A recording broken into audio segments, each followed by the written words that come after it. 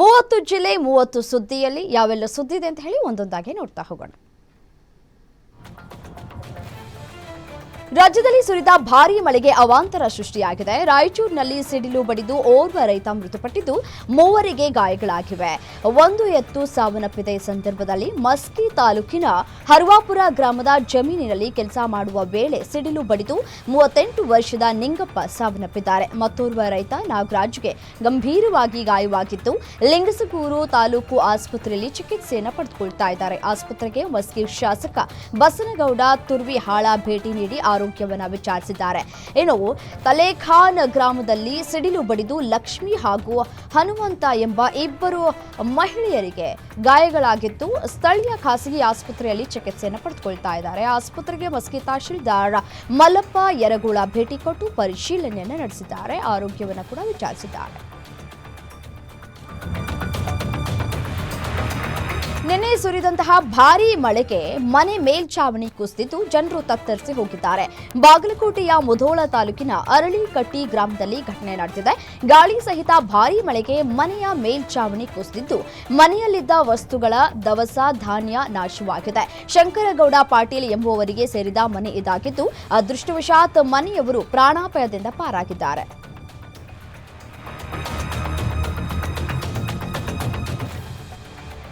ಧಾರವಾಡ ಗ್ರಾಮೀಣ ಭಾಗದಲ್ಲಿ ಮಳೆಯಿಂದ ಭಾರೀ ಅವಾಂತರವೇ ಸೃಷ್ಟಿಯಾಗಿದೆ. ರಣಭೀಕರ ಗಾಳಿಗೆ ಕುಂದಗೋಳ ತಾಲೂಕಿನ ಗುಡೇನಕಟ್ಟಿ ಗ್ರಾಮದಲ್ಲಿ ವಿದ್ಯುತ್ ಕಂಬಗಳು ನೆಲಕ್ಕೆ ಉರುಳಿವೆ. ಬನವಾಸಿ ರಾಜ್ಯ ಹೆದ್ದಾರಿಗೆ ವಿದ್ಯುತ್ ಕಂಬ ಬಿದ್ದ ಹಿನ್ನೆಲೆ ಕೆಲಕಾಲ ವಾಹನ ಸಂಚಾರಕ್ಕೆ ತೊಂದರೆಯಾಗಿತ್ತು. ಪ್ರತಿ ವರ್ಷ ಮಳೆಗಾಳಿಗೆ ವಿದ್ಯುತ್ ಕಂಬಗಳು ಧರೆಗೆ ಉರುಳುತ್ತಿವೆ. ಎಷ್ಟೇ ಬಾರಿ ಅಧಿಕಾರಿಗಳ ಗಮನಕ್ಕೆ ತೆಗೆದುಕೊಂಡು ಬಂದರೂ ಕೂಡ ಯಾವುದೇ ಪ್ರಯೋಜನಗಳು ಕೂಡ ಆಗ್ತಾ ಇಲ್ಲ. ಕೂಡಲೇ ಶಾಶ್ವತ ಪರಿಹಾರವನ್ನು ಕಲ್ಪಿಸುವಂತೆ ಸ್ಥಳೀಯರು ಸರ್ಕಾರಕ್ಕೆ ಒತ್ತಾಯವನ್ನ ಮಾಡ್ತಾ ಇದ್ದಾರೆ. ದಕ್ಷಿಣ ಕನ್ನಡ ಜಿಲ್ಲೆಯಲ್ಲಿ ಬಿಜೆಪಿ ಹಾಗೂ ಕಾಂಗ್ರೆಸ್ ಮಧ್ಯೆ ರೌಡಿ ಶೀಟರ್ ವಾರ್ ಏರ್ಪಟ್ಟಿದೆ. ಕುಕ್ಕೆ ಅಧ್ಯಕ್ಷಗಾದಿಗೆ ರೌಡಿ ಶೀಟರ್ ಹರೀಶ್ ಎಂಜಾಡಿ ಆಯ್ಕೆ ಬೆನ್ನಲ್ಲೇ ಆಕ್ರೋಶ ವ್ಯಕ್ತವಾಗ್ತಾ ಇದೆ. ಮಾಜಿ ರೌಡಿ ಶೀಟರ್ ಹರೀಶ್ಗೆ ಅಧ್ಯಕ್ಷಗಿರಿ ನೀಡಿದ್ದಕ್ಕೆ ಸಾಮಾಜಿಕ ಜಾಲತಾಣದಲ್ಲಿ ಕಾಂಗ್ರೆಸ್ ವಿರುದ್ಧ ಬಿಜೆಪಿ ಮುಖಂಡರು ಗರಂ ಆಗಿದ್ದಾರೆ. ಹಿಂದೂ ಕಾರ್ಯಕರ್ತ ಸುಹಾಸ್ ಶೆಟ್ಟಿ ಹತ್ಯೆಯಾದಾಗ ರೌಡಿ ಶೀಟರ್ ಅಂತಿದ್ರು. ಇದೀಗ ಗುಂಡೂರಾವ್ ಶಿಫಾರಸಿನಂತೆ ಮಾಜಿ ರೌಡಿ ಶೀಟರ್ಗೆ ಪಟ್ಟ ಕಟ್ಟಲಾಗಿದೆ. ಇದೇ ವಿಚಾರಕ್ಕೆ ಕಾಂಗ್ರೆಸ್ ಹಾಗೂ ಬಿಜೆಪಿ ಕಾರ್ಯಕರ್ತರ ನಡುವೆ ವಾರ್ ಶುರುವಾಗಿದೆ. ರೌಡಿ ಶೀಟರ್ಗೆ ರಾಜ್ಯದ ನಂಬರ್ 1 ನಾಗಕ್ಷೇತ್ರದ ದೇವಸ್ಥಾನದ ಅಧ್ಯಕ್ಷ ಸ್ಥಾನ ನೀಡಲಾಗಿದೆ. ಈಗ ಈ ದೇವಸ್ಥಾನವನ್ನ ಏನ್ ಮಾಡ್ತಾನೋ ನೋಡಬೇಕು ಅಂತ ಬಿಜೆಪಿ ಪೋಸ್ಟ್ ಮಾಡಿದೆ. ಚಲಿಸ್ತಾ ಇದ್ದ ಕಾರಿನ ಮೇಲೆ ಲಾರಿ ಉರುಳಿ ಬಿದ್ದು ಚಾಲಕ ಸ್ಥಳದಲ್ಲೇ ಸಾವನ್ನಪ್ಪಿದ್ದಾರೆ. ಮೈಸೂರಿನ ಸಿಂಧುವಳ್ಳಿಪುರ ಗ್ರಾಮದ ಬಳಿ ಘಟನೆ ನಡೆದಿದೆ. ಮೈಸೂರಿನಿಂದ ಗುಂಡ್ಲುಪೇಟೆ ಬಳಿಯ ಗೋಪಾಲಸ್ವಾಮಿ ಬೆಟ್ಟಕ್ಕೆ ತೆರಳುತ್ತಾ ಇದ್ದ ವೇಳೆ ಕಾರಿನ ಮೇಲೆ ಟ್ಯಾಂಕರ್ ಲಾರಿ ಉರುಳಿ ಬಿದ್ದು ಘಟನೆ ಸಂಭವಿಸಿದೆ. ಘಟನೆಯಲ್ಲಿ 6 ಮಂದಿಗೆ ಗಂಭೀರವಾಗಿ ಗಾಯವಾಗಿದ್ದು ಮೈಸೂರಿನ ಖಾಸಗಿ ಆಸ್ಪತ್ರೆಯಲ್ಲಿ ಚಿಕಿತ್ಸೆಯನ್ನು ಪಡೆದುಕೊಳ್ತಾ ಇದ್ದಾರೆ. ಸ್ಥಳಕ್ಕೆ ನಂಜನಗೂಡಿನ ಸಂಚಾರಿ ಪೊಲೀಸರು ಭೇಟಿ ನೀಡಿ ಪರಿಶೀಲನೆ ನಡೆಸಿದ್ದಾರೆ.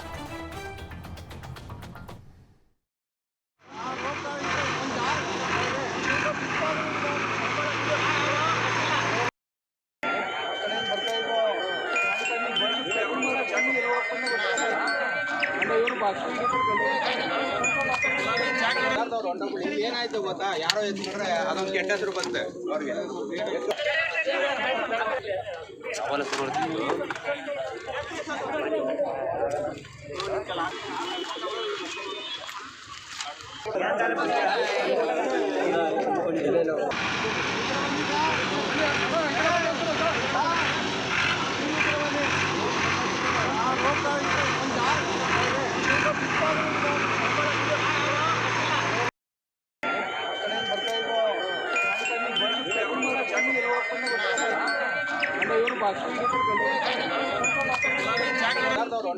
ಏನಾಯ್ತು ಗೊತ್ತಾ,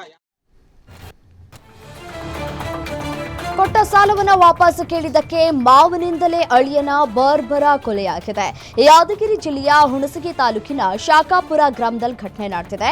ಬಹಿರ್ದೇಶಕ್ಕೆ ತೆರಳಿದಂತಹ ಅಳಿಯನನ್ನ ಕೊಡ್ಲಿಯಿಂದ ಕೊಚ್ಚಿ ಕೊಲೆ ಮಾಡಲಾಗಿದೆ. ಕೇಳಿದ ಸಾಲ ವಾಪಸ್ ಕೊಡುವಂತೆ ಕೇಳಿದ ಹಿನ್ನೆಲೆ ಸೋದರ ಮಾವ ಮಾನಪ್ಪ ಎಂಬಾತ ಲಕ್ಷ್ಮಣನಿಗೆ ಮುಖಕ್ಕೆ ಕೊಡಲಿಯಿಂದ ಹೊಡೆದು ಹತ್ಯೆಗೈದಿದ್ದಾರೆ. ಸ್ಥಳಕ್ಕೆ ಎಸ್ಪಿ ಪೃಥ್ವಿಕ್ ಶಂಕರ್, ಡಿವೈಎಸ್ಪಿ ಜಾವೇದ್ ಇನಾಮದಾರ್ ಭೇಟಿ ಕೊಟ್ಟು ಪರಿಶೀಲನೆ ನಡೆಸಿದ್ದಾರೆ. ಈ ಸಂಬಂಧ ಕೆಂಭಾವಿ ಪೊಲೀಸ್ ಠಾಣೆಯಲ್ಲಿ ಪ್ರಕರಣ ದಾಖಲಾಗಿದೆ.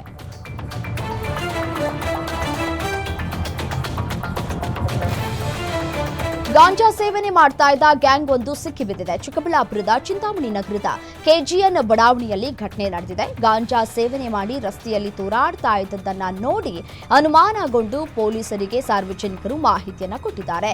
ಕೆಜಿಎನ್ ಬಡಾವಣೆಯ ಮನೆಯೊಂದರಲ್ಲಿ ಗಾಂಜಾ ಸೇವನೆ ಮಾಡ್ತಾ ಇದ್ರು. ಸದ್ಯ ಖಚಿತ ಮಾಹಿತಿಯ ಮೇರೆಗೆ ಪೊಲೀಸರು ದಾಳಿ ನಡೆಸಿ ಚಿಂತಾಮಣಿ ಮೂಲದ ಸೈಯದ್ ಮುಜಿಯಿಲ್, ಬೆಂಗಳೂರಿನ ಸೈಯದ್ ಅಬ್ದುಲ್ಲಾ, ಸೈಯದ್ ಫಹದ್, ಇಮ್ರಾನ್ ಪಾಷಾನನ್ನ ಪೊಲೀಸರು ಬಂಧಿಸಿದ್ದಾರೆ. ಈ ಸಂಬಂಧ ಚಿಂತಾಮಣಿ ನಗರ ಪೊಲೀಸ್ ಠಾಣೆಯಲ್ಲಿ ಪ್ರಕರಣ ದಾಖಲಾಗಿದೆ. ಬೆಳಗಾವಿ ಭಾರತೀಯ ಸೇನೆ ಕರ್ನಲ್ ಸೋಫಿಯಾ ಖುರೇಶಿ ಕುಟುಂಬದ ಮೇಲೆ ದಾಳಿ ಮಾಡಲಾಗಿದೆ ಅಂತ ಫೇಕ್ ಪೋಸ್ಟ್ ವೈರಲ್ ಆಗಿತ್ತು. ಆರ್ಎಸ್ಎಸ್ ನೇತೃತ್ವದಲ್ಲಿ ದಾಳಿಯಾಗಿದೆ ಅಂತ ಎಕ್ಸ್ ಖಾತೆಯಲ್ಲಿ ಪೋಸ್ಟ್ ಮಾಡಲಾಗಿದೆ. ಗೋಕಾಕ್ ತಾಲೂಕಿನ ಗ್ರಾಮದ ಗೌಸಾ ಸಾಬ್ ಬಾಗೇವಾಡಿ ನಿವಾಸದ ಮೇಲೆ ದಾಳಿ ನಡೆದಿದೆ ಅಂತ ಅನೀಸ್ ಉದ್ದೀನ್ ಎಂಬಾತ ಪೋಸ್ಟ್ ಮಾಡಿದ್ದಾನೆ. ಸೋಫಿಯಾ ಮತ್ತು ಪುತ್ರ ಸಮೀರ್ ಮೇಲೆ ಕ್ರೂರವಾಗಿ ದಾಳಿಯಾಗಿದೆ. ಮನೆಗೆ ಬೆಂಕಿ ಇಟ್ಟು ದ್ವೇಷಪೂರಿತ ಘೋಷಣೆ ಕೂಗಲಾಗಿದೆ. ಭಾರತದಲ್ಲಿ ಮುಸ್ಲಿಮರಿಗೆ ಸ್ಥಳ ಇಲ್ಲ, ಇದು ಹಿಂದುತ್ವದ ರಾಷ್ಟ್ರ ಅಂತ ದ್ವೇಷಪೂರಿತ ಪೋಸ್ಟ್ ಅನ್ನ ಮಾಡಿದ್ದಾನೆ. ಒಂದು ಕೋಮಿನ ಜನರನ್ನ ಎತ್ತಿ ಕಟ್ಟುವಂತಹ ಪ್ರಯತ್ನವನ್ನ ಕೂಡ ಮಾಡಿದ್ದಾನೆ. ಇದೊಂದು ಫೇಕ್ ನ್ಯೂಸ್, ಯಾವ ದಾಳಿಯೂ ಆಗಿಲ್ಲ ಅಂತ ಬೆಳಗಾವಿ ಎಸ್ಪಿ ಡಾಕ್ಟರ್ ಭೀಮಾಶಂಕರ ಗುಳೇದ ಅವರು ಸ್ಪಷ್ಟನೆಯನ್ನ ಕೊಟ್ಟಿದ್ದಾರೆ. ಇನ್ನು ಪೊಲೀಸರು ಅಲರ್ಟ್ ಆಗಿದ್ದು ಸೋಫಿಯಾ ಖುರೇಶಿ ಮಾವ ಗೌಸಾ ಸಾಬ್ ಬಾಗೇವಾಡಿ ಮನೆಗೆ ಬಿಗಿ ಭದ್ರತೆಯನ್ನು ಕೂಡ ಕೊಟ್ಟಿದ್ದಾರೆ. ಗೋಕಾಕ್ ಸಿಪಿಐ ಸುರೇಶ್ ಆರ್ವಿ ಸ್ಥಳಕ್ಕೆ ಭೇಟಿ ನೀಡಿ ಪರಿಶೀಲನೆಯನ್ನು ನಡೆಸಿದ್ದಾರೆ. ಅನಗತ್ಯ ಸಾರ್ವಜನಿಕರನ್ನ ಭೇಟಿಯಾಗದಂತೆ ಸೋಫಿಯಾ ಕುಟುಂಬಸ್ಥರಿಗೆ ಸೂಚನೆಯನ್ನು ಕೂಡ ಕೊಡಲಾಗಿದೆ. ವಿದ್ಯುತ್ ತಂತಿ ತಗುಲಿ ಬಾಲಕಿ ಮೃತಪಟ್ಟಿರುವಂತಹ ಘಟನೆ ಬೀದರ್ ಜಿಲ್ಲೆಯ ಹುಲಸೂರ ತಾಲೂಕಿನ ತೊಗಲೂರು ಗ್ರಾಮದಲ್ಲಿ ನಡೆದಿದೆ. 15 ವರ್ಷದ ಪಲ್ಲವಿ ದೇವಗೊಂಡ ಮೃತ ಬಾಲಕಿ ಅಂತ ತಿಳಿದು ಬಂದಿದೆ.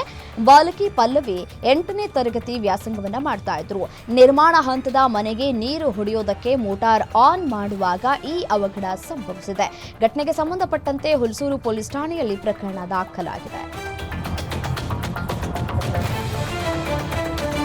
3 ದಿನಗಳಿಂದ ನಾಪತ್ತೆಯಾಗಿದ್ದ ವ್ಯಕ್ತಿ ಶವವಾಗಿ ಪತ್ತೆಯಾಗಿರುವಂತಹ ಘಟನೆ ಹಾಸನ ತಾಲೂಕಿನ ಸಕಲೇಶಪುರದಲ್ಲಿ ನಡೆದಿದೆ. ಕೊಲೆ ಮಾಡಿ ಕಾರಲ್ಲಿ ತಂದು ಪ್ರಪಾತದಲ್ಲಿ ಎಸೆದಿರುವಂತಹ ಶಂಕೆ ವ್ಯಕ್ತವಾಗ್ತಾ ಇದೆ. ಕೊಡಗು ಜಿಲ್ಲೆಯ ಗುತ್ತಿದಾರ ಗ್ರಾಮದ ಸಂಪತ್ ನಾಪತ್ತೆಯಾಗಿದ್ದ ವ್ಯಕ್ತಿ ಸಂಪತ್ನನ್ನ ಬರ್ಬರವಾಗಿ ಕೊಚ್ಚಿ ಕೊಲೆ ಮಾಡಿ ಬಳಿಕ ಅವರದ್ದೇ ಕಾರ್ನಲ್ಲಿ ಶವ ತಂದು ಬಿಸಾಡಿದ್ದಾರೆ. ಯಸಳೂರು ಹೋಬಳಿ ಕಲ್ಲಹಳ್ಳಿ ಗ್ರಾಮದ ಅರಣ್ಯ ಪ್ರದೇಶದಲ್ಲಿ ಮೃತದೇಹ ಪತ್ತೆಯಾಗಿದೆ. 3 ದಿನಗಳಿಂದ ಕೊಡಗು ಮತ್ತು ಹಾಸನ ಪೊಲೀಸರ ಹುಡುಕಾಟ ನಡೀತಾ ಇತ್ತು. ಸದ್ಯಕ್ಕೆ ಇದೀಗ ಮೃತದೇಹ ಪತ್ತೆಯಾಗಿದೆ. ಸಾಮಾಜಿಕ ಜಾಲತಾಣದಲ್ಲಿ ಅನ್ಯ ಧರ್ಮದ ಪ್ರಚೋದನೆ ಸೃಷ್ಟಿಸುವ ವಿಡಿಯೋ ಪೋಸ್ಟ್ ಮಾಡಿದ್ದ ಕಿಡಿಗೇಡಿಗಳನ್ನು ಪೊಲೀಸರು ಬಂಧಿಸಿದ್ದಾರೆ. ಮೊಹಮ್ಮದ್ ಜಾಫರ್ ವಿಡಿಯೋ ಪೋಸ್ಟ್ ಮಾಡಿದಂತಹ ಕಿಡಿಗೇಡಿ ಸದ್ಯ ಯುವಕನ ವಿರುದ್ಧ ಯಾದಗಿರಿ ನಗರ ಪೊಲೀಸ್ ಠಾಣೆಯಲ್ಲಿ ಪ್ರಕರಣ ದಾಖಲಾಗಿದ್ದು 192, 53 ಕಲಂ 2 ಬಿಎನ್ಎಸ್ ಕಾಯ್ದೆಯಡಿ ಕೇಸ್ ದಾಖಲು ಮಾಡಲಾಗಿದೆ. ತಂದೆಯನ್ನೇ ಕೊಂದು ನಾಟಕವಾಡಿದ್ದ ಪಾಪಿ ಮಗ ಕೊನೆಗೂ ಅಂಧರಾಗಿದ್ದಾನೆ. ತುಮಕೂರು ಜಿಲ್ಲೆಯ ಕುಣಿಗಲ್ ತಾಲೂಕಿನಲ್ಲಿ ಘಟನೆ ನಡೆದಿದೆ. ತಂದೆಯನ್ನ ಸಾಯಿಸ್ಬಿಟ್ಟು ಅಂದ್ರೆ ತಂದೆಯದು ಸಹಜ ಸಾವು ಅಂತ ಹೇಳಿ ಬಿಂಬಿಸಿದಂತಹ ಪಾಪಿ ಪುತ್ರನ ನೀಚ ಕೃತ್ಯ ಸಿಸಿ ಕ್ಯಾಮೆರಾದಿಂದ ಬಯಲಾಗಿದೆ. ಮೇ 11ರಂದು ಅಪೋಲೋ ಐಸ್ ಕ್ರೀಮ್ ಫ್ಯಾಕ್ಟರಿಯಲ್ಲಿ ಕರೆಂಟ್ ಶಾಕ್ ಹೊಡೆದು ಮೃತಪಟ್ಟಂತೆ ನಾಗೇಶ್ ಶವ ಪತ್ತೆಯಾಗಿತ್ತು. ಈ ಬಗ್ಗೆ ಕುಣಿಗಲ್ ಪೊಲೀಸ್ ಠಾಣೆಗೆ ದೂರು ಕೊಟ್ಟಿದ್ರು ಕೂಡ ಸಹೋದರಿ ಸವಿತಾ. ಐಸ್ ಕ್ರೀಮ್ ಫ್ಯಾಕ್ಟರಿಯ ಸಿಸಿ ಕ್ಯಾಮೆರಾದ ಡಿವಿಆರ್ ವಶಪಡಿಸಿಕೊಂಡಿದ್ದಂತಹ ಪೊಲೀಸರು ಸಿಸಿ ಕ್ಯಾಮೆರಾ ಪರಿಶೀಲನೆ ಮಾಡಿದ ಬಳಿಕ ಸಾವಿನ ಅಸಲಿತ್ತು ಬಯಲಾಗಿದೆ.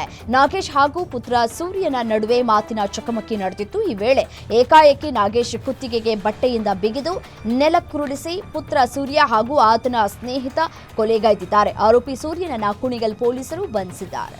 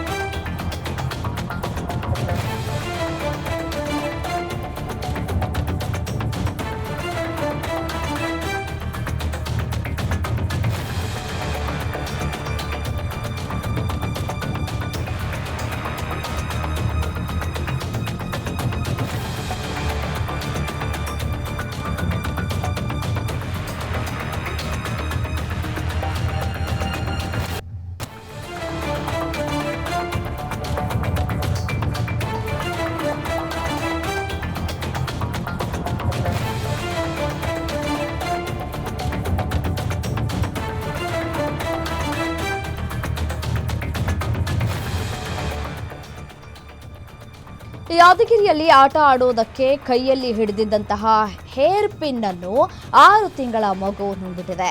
ಮಗು ಅಳೋದನ್ನ ಕಂಡು ಪೋಷಕರಲ್ಲಿ ಆತಂಕಗಳು ಕೂಡ ವ್ಯಕ್ತವಾಗಿತ್ತು. ಕೂಡಲೇ ರಾಯಚೂರಿನ ಖಾಸಗಿ ಆಸ್ಪತ್ರೆಗೆ ಕರೆದೊಯ್ದಿದ್ದಾರೆ. ಸ್ಕ್ಯಾನಿಂಗ್ ಮಾಡಿದಾಗ ಹೊಟ್ಟೆಯಲ್ಲಿ ಹೇರ್ ಪಿನ್ ಇರೋದು ಪತ್ತೆಯಾಗಿದೆ. ಎಂಡೋಸ್ಕೋಪಿ ಸಹಾಯದಿಂದ doctor Vishwanath Reddy hair pin ಹೊರ ತೆಗೆದಿದ್ದಾರೆ. ಸದ್ಯ ಮಗು ಆರೋಗ್ಯವಾಗಿದ್ದು ಮಗು ಜೀವ ಉಳಿಸಿದ ವೈದ್ಯರಿಗೆ ಕುಟುಂಬಸ್ಥರು ಧನ್ಯವಾದವನ್ನು ತಿಳಿಸಿದ್ದಾರೆ.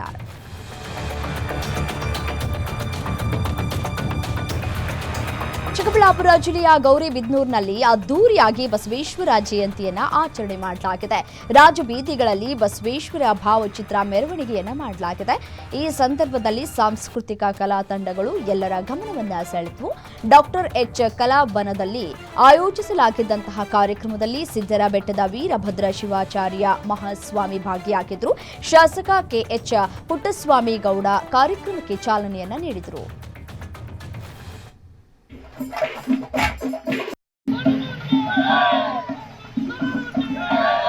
ಹಾಗೆ ಅತ್ಯಂತ ವಿಜೃಂಭಣೆಯಿಂದ ಇಬ್ಬರ ಮಹಾತ್ಮರ ಜಯಂತಿಯನ್ನು ನೀವೆಲ್ಲ ಆಚರಣೆ ಮಾಡಿದ್ದೀವಿ. ಜಗದ್ಗುರು ರೇಣುಕಾಚಾರ್ಯ ಜಯಂತಿ ವಿಮಾನೋತ್ಸವ ಹಾಗೂ ಜಗಜ್ಯೋತಿ ಬಸವೇಶ್ವರ ಜಯಂತ್ಯೋತ್ಸವವನ್ನು ಬಹಳ ಅರ್ಥಪೂರ್ಣವಾಗಿ ತಾವೆಲ್ಲ ಆಚರಿಸಿದ್ವಿ.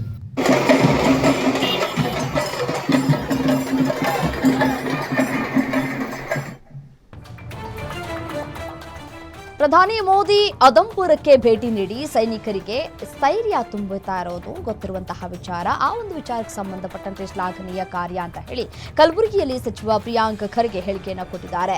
ನಮ್ಮ ಸೈನಿಕರ ಕಾರ್ಯವೈಖರಿ ಇಡೀ ರಾಷ್ಟ್ರವೇ ಮೆಚ್ಚುತ್ತಾ ಇದೆ.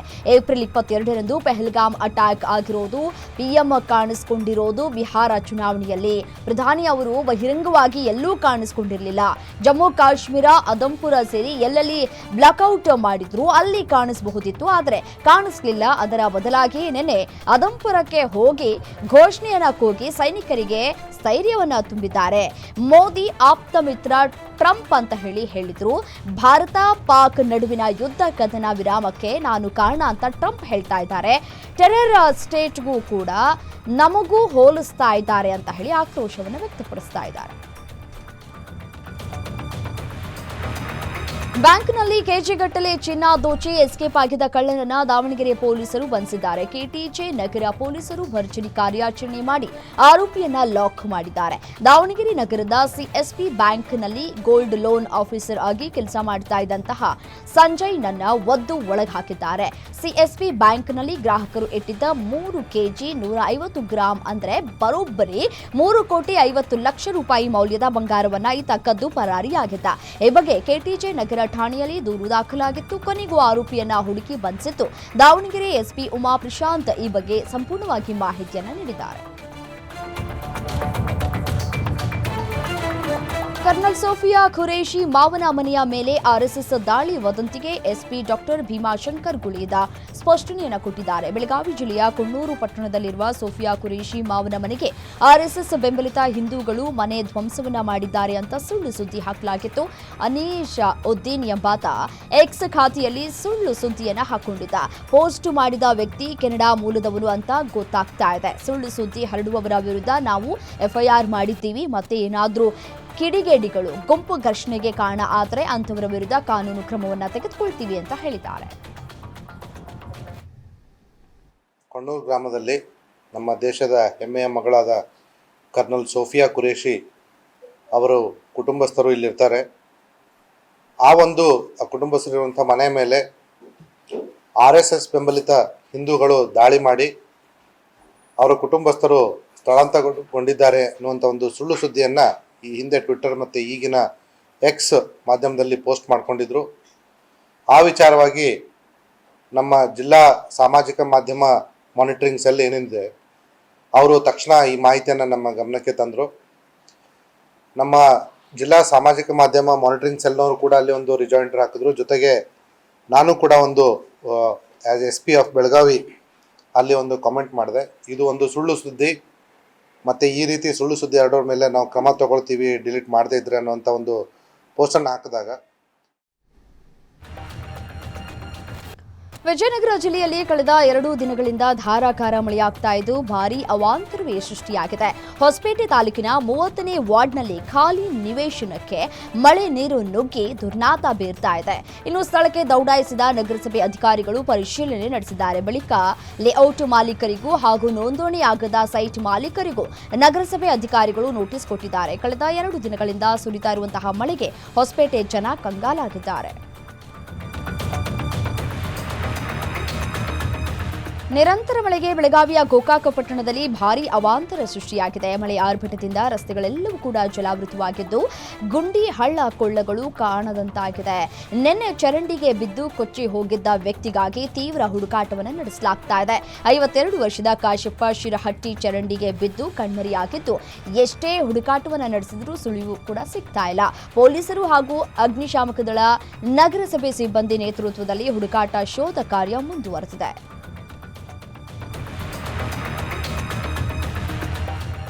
ಅಪಘಾತದಲ್ಲಿ ಮೃತಪಟ್ಟ ವ್ಯಕ್ತಿಯ ಶವವನ್ನ ಬಟ್ಟೆಯಲ್ಲಿ ಸುತ್ತಿ ಸಾಗಾಟ ಮಾಡ್ತಾ ಇದ್ದ ವಿಚಿತ್ರ ಘಟನೆ ಬೆಳಕಿಗೆ ಬರ್ತಾ ಇದೆ. ಯಾದಗಿರಿ ತಾಲೂಕಿನ ಯಡಳ್ಳಿ ಗ್ರಾಮದಲ್ಲಿ ಘಟನೆ ನಡೆದಿದೆ. ಆಂಬ್ಯುಲೆನ್ಸ್ ಬಾರದ ಕಾರಣ ಶವವನ್ನ ಬೆಡ್ಶೀಟ್ನಲ್ಲಿ ಸಾಗಾಟವನ್ನು ಕೂಡ ಮಾಡಲಾಗಿದೆ. ಸ್ಕೂಟಿ ಮೇಲೆ ಕುಳಿತ ವ್ಯಕ್ತಿಗೆ ಹಿಂಬದಿಯಿಂದ ಟ್ರ್ಯಾಕ್ಟರ್ ಡಿಕ್ಕಿಯಾಗಿ ಅಪಘಾತ ಸಂಭವಿಸಿದೆ. ಮಲ್ಲಪ್ಪ ಅಪಘಾತದಲ್ಲಿ ಮೃತಪಟ್ಟ ವ್ಯಕ್ತಿಯನ್ನ ಬೆಡ್ಶೀಟ್ನಲ್ಲಿ ಸುತ್ತಿ ಸಾಗಿಸ್ತಾ ಇರುವಂತಹ ವಿಡಿಯೋ ಎಲ್ಲೆಡೆ ವೈರಲ್ ಆಗ್ತಾ ಇದೆ. 1.5 ಕಿಲೋಮೀಟರ್ ದೂರದಲ್ಲೇ ಪ್ರಾಥಮಿಕ ಆರೋಗ್ಯ ಕೇಂದ್ರ ಇದ್ರೂ ಕೂಡ ಆಂಬ್ಯುಲೆನ್ಸ್ ಬಾರದೆ ಬೆಡ್ಶೀಟ್ನಲ್ಲಿ ಶವವನ್ನ ಸುತ್ತಕೊಂಡು ಹೋಗಿದ್ದು ಪ್ರಾಥಮಿಕ ಆರೋಗ್ಯ ಕೇಂದ್ರದ ವಿರುದ್ಧ ಗ್ರಾಮಸ್ಥರು ಆಕ್ರೋಶವನ್ನು ವ್ಯಕ್ತಪಡಿಸ್ತಾ ಇದ್ದಾರೆ. ಮನೆಯಲ್ಲಿ ಮಲಗಿದ್ದ ವೇಳೆ ಹಾವು ಕಚ್ಚಿ ಬಾಲಕ ಸಾವನ್ನಪ್ಪಿದ್ದಾರೆ. ರಾಯಚೂರು ಜಿಲ್ಲೆಯ ಸಿರವಾರ ತಾಲೂಕಿನ ಪಾತಾಪುರ ಗ್ರಾಮದಲ್ಲಿ ಘಟನೆ ನಡೆದಿದೆ. 11 ವರ್ಷದ ವೀರೇಶ್ ಮೃತ ಬಾಲಕ ಅಂತ ಗುರುತಿಸಲಾಗಿದೆ. ಊಟಕ್ಕೆ ಅಂತ ಮನೆಯವರು ಎಬ್ಬಿಸಿದಾಗ ಊಟ ಮಾಡದೆ ಬಾಲಕ ಅಸ್ವಸ್ಥಗೊಂಡಿದ್ದಾನೆ. ಕೂಡಲೇ ಬಾಲಕನನ್ನ ತಾಲೂಕು ಆಸ್ಪತ್ರೆಗೆ ಕರೆದೊಯ್ಯುವ ವೇಳೆಯೇ ಮಾರ್ಗ ಮಧ್ಯೆಯೇ ಕೊನೆಯುಸಿರೆಳೆದಿದ್ದಾನೆ. ಇನ್ನು ಬಾಲಕನನ್ನ ಕಳೆದುಕೊಂಡಂತಹ ಕುಟುಂಬಸ್ಥರ ಆಕ್ರಂದನ ಮುಗಿಲು ಮುಟ್ಟಿದೆ. ಅಂಗಡಿ ಮನೆಗಳನ್ನೇ ಟಾರ್ಗೆಟ್ ಮಾಡಿ ಕಳ್ಳತನ ಮಾಡ್ತಾ ಇದ್ದಂತಹ ಖತರ್ನಾಕ್ ಆರೋಪಿಯನ್ನ ಪೊಲೀಸರು ಬಂಧಿಸಿದ್ದಾರೆ. ದೊಡ್ಡಬಳ್ಳಾಪುರ ತಾಲೂಕಿನ ಗಂಗಾಧರ್ ಬಂಧಿತ ಆರೋಪಿ ಅಂತ ಹೇಳಿ ಗುರುತಿಸಲಾಗಿದೆ. ಬಂಧಿತನಿಂದ 500 ಗ್ರಾಂ ಬೆಳ್ಳಿ, 60,000 ಹಣ, ಕಾರನ್ನ ಪೊಲೀಸರು ವಶಪಡಿಸಿಕೊಂಡಿದ್ದಾರೆ. ಇನ್ನು ಆರೋಪಿಯನ್ನ ನ್ಯಾಯಾಂಗ ಬಂಧನಕ್ಕೆ ಪೊಲೀಸರು ಒಪ್ಪಿಸಿದ್ದಾರೆ. ಘಟನೆಗೆ ಸಂಬಂಧಪಟ್ಟಂತೆ ನಂದಿಗಿರಿ ಧಾಮ ಪೊಲೀಸ್ ಠಾಣೆಯಲ್ಲಿ ಪ್ರಕರಣ ದಾಖಲಾಗಿದೆ. ದಾವಣಗೆರೆಗೆ ಹೆಬ್ಬಾಳು ಟೋಲ್ ಗೇಟ್ ಬಳಿ ಲಾರಿ ಹರಿದು ಪೊಲೀಸ್ ಸಿಬ್ಬಂದಿ ಮೃತಪಟ್ಟಿದ್ರು. ರಾಮಪ್ಪ ಪೂಜಾರಿ ಎಂಬ ಕಾನ್ಸ್ಟೇಬಲ್ ಮೃತಪಟ್ಟಿದ್ದಾರೆ. ಅಪಘಾತವಾದಾಗ ಟ್ರಾಫಿಕ್ ಪೊಲೀಸ್ ಜೊತೆ ಕಾರ್ಯನಿರ್ವಹಿಸ್ತಾ ಇದ್ರು. ಈ ವೇಳೆ ಟೋಲ್ ಬಳಿ ಲಾರಿ ನಿಲ್ಲಿಸೋದಕ್ಕೆ ಕಾನ್ಸ್ಟೇಬಲ್ ರಾಮಪ್ಪ ಪೂಜಾರ್ ಮುಂದಾಗ್ತಾರೆ. ಆಗ ಅವರ ಮೇಲೆ ಲಾರಿ ಹರಿದು ಸ್ಥಳದಲ್ಲೇ ಸಾವನ್ನಪ್ಪಿದ್ದಾರೆ ಎಂದು ಇವರ ಅಂತ್ಯಕ್ರಿಯೆ ಬಾಗಲಕೋಟೆಯ ಸ್ವಗ್ರಾಮದಲ್ಲಿ ನೆರವೇರಿದೆ. ಹಿಪ್ಪರಗಿ ಗ್ರಾಮದಲ್ಲಿ ಗಾಳಿಯಲ್ಲಿ 3 ಸುತ್ತು ಗುಂಡನ್ನು ಹಾರಿಸಿ ಸಕಲ ಸರ್ಕಾರಿ ಗೌರವಗಳೊಂದಿಗೆ ಅಂತ್ಯಕ್ರಿಯೆ ನೆರವೇರಿಸಲಾಗಿದೆ. ಭಾರತದ ಉಪರಾಷ್ಟ್ರಪತಿಗಳಾದ ಜಗದೀಪ್ ಧನ್ಕರ್ ಅವರ ವಿಶೇಷ ಅಧಿಕಾರಿ ರಾಜೇಶ್ ನಾಯಕ್ ತಾಯಿಯ ನುಡಿನಮನ ಕಾರ್ಯಕ್ರಮ ಇತ್ತೀಚೆಗೆ ನೆರವೇರಿತು. ತಾಯಿ ಲಕ್ಷ್ಮೀ ನಾರಾಯಣ ನಾಯಕ್ ಅವರ 13ನೇ ಪುಣ್ಯತಿಥಿ ಕಾರ್ಯಕ್ರಮ ಸಿರ್ಸಿ ಸಿದ್ದಾಪುರದಲ್ಲಿ ನಡೆದಿದೆ. ಕಾರ್ಯಕ್ರಮದಲ್ಲಿ ಉಪರಾಷ್ಟ್ರಪತಿಗಳಾದ ಜಗದೀಪ್ ಧನ್ಕರ್ ಹಾಗೂ ಪತ್ನಿ ಸುದೇಶ್ ಧನ್ಕರ್, ಕರ್ನಾಟಕ ರಾಜ್ಯಪಾಲರಾದ ಥಾವರ್ ಚಂದ್ ಗೆಹ್ಲೋಟ್, ಸಚಿವ ಮಂಕಾಳ ವೈದ್ಯ, ಸ್ಥಳೀಯ ಶಾಸಕ ಭೀಮಣ್ಣ ನಾಯಕ್, ಮಾಜಿ ವಿಧಾನ ಪರಿಷತ್ ಸದಸ್ಯರಾದ ಡಿಎಸ್ ವೀರಯ್ಯ ಮತ್ತು ವಿಶೇಷ ಅಧಿಕಾರಿಯ ಪತ್ನಿ ಸುಪ್ರಿಯಾ ವೀರಯ್ಯ ಉಪಸ್ಥಿತರಿದ್ದರು.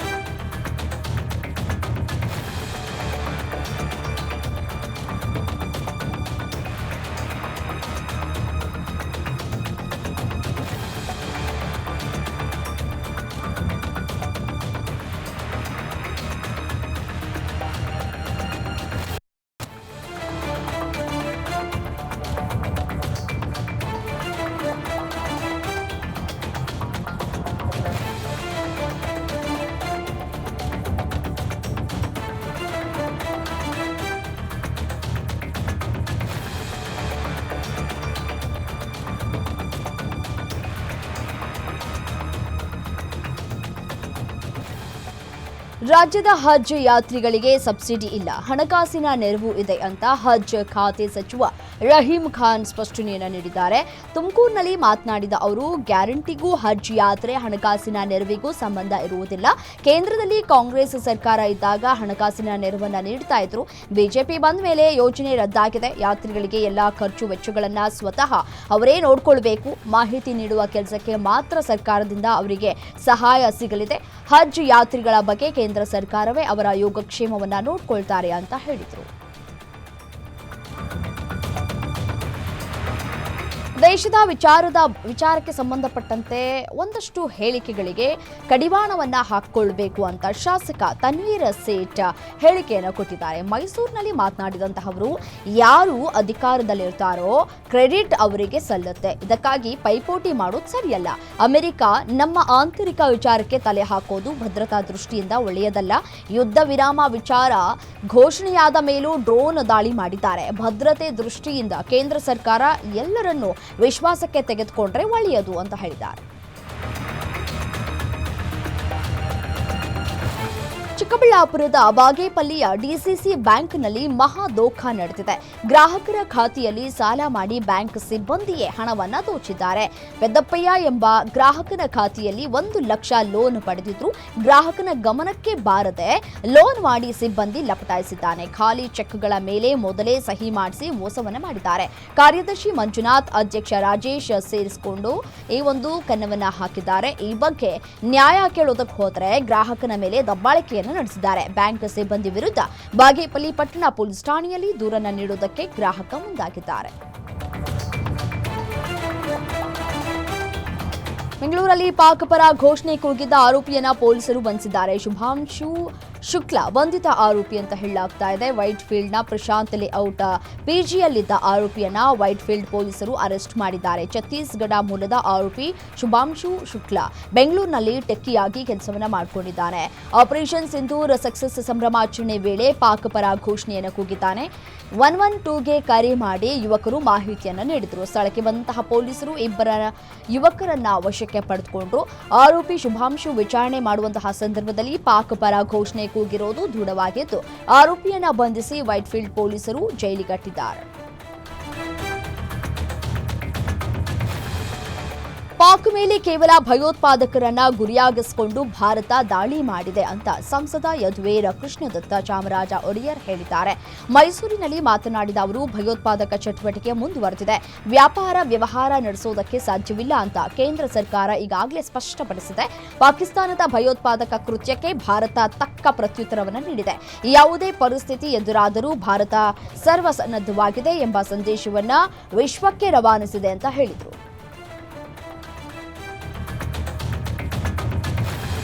ಮೈಸೂರಿನ 8 ಪೌರ ಕಾರ್ಮಿಕರ ಮಕ್ಕಳು, ಮಾವುತರು, ಅರಣ್ಯ ರಕ್ಷಕರು ಹಾಗೂ ಇತರೆ ನಾಗರಿಕರ ತಂಡ ಐತಿಹಾಸಿಕ ಸಾಧನೆಯನ್ನ ಮಾಡಿದೆ. ಉತ್ತರಾಖಂಡದ 13,990 ಅಡಿ ಎತ್ತರದ ಮೌಂಟ್ ಕುವಾರಿ ಪಾಸ್ ಹತ್ತಿದ್ದಾರೆ. ನಗರದ tiger adventure foundation, the mountain goat ಸಹಯೋಗದೊಂದಿಗೆ ಈ ಜೂನುನ ಎಂಬ ಹೆಸರಿನಲ್ಲಿ ಯಾತ್ರೆಯನ್ನ ಮಾಡಲಾಗಿತ್ತು. ಜುನೂನ್ ಅಂತಂದ್ರೆ ಹಠ ಅಥವಾ ಛಲ ಅಂತ ಎಂದರ್ಥ. ಮರಿಯಲ್ಲಪ್ಪ ಪಿಯು ಕಾಲೇಜಿನ ಉಪನ್ಯಾಸಕ ಅನಿಲ್ ಕುಮಾರ್ ನೇತೃತ್ವದಲ್ಲಿ 24 ಜನರ ತಂಡ ಹುಣಸೂರು ಅರಣ್ಯ ವಿಭಾಗದ ಮಾವುತರು, ಅರಣ್ಯ ಬೀಟ್ ಗಾರ್ಡ್ಗಳು, ಗೃಹಿಣಿಯರು ಮತ್ತು ಶಾಶ್ವತ ಸೇವಾ ಸಮಾಜ ಶಾಲೆಯ ವಿದ್ಯಾರ್ಥಿಗಳು ಪರ್ವತಾರೋಹಣವನ್ನು ಮಾಡಿದ್ದಾರೆ. ಮೇ 1ರಂದು ಭಾರತೀಯ ತ್ರಿವರ್ಣ ಧ್ವಜವನ್ನ ಕುವಾರಿಯ ಮೇಲೆ ಹಾರಿಸಿದ್ದಾರೆ.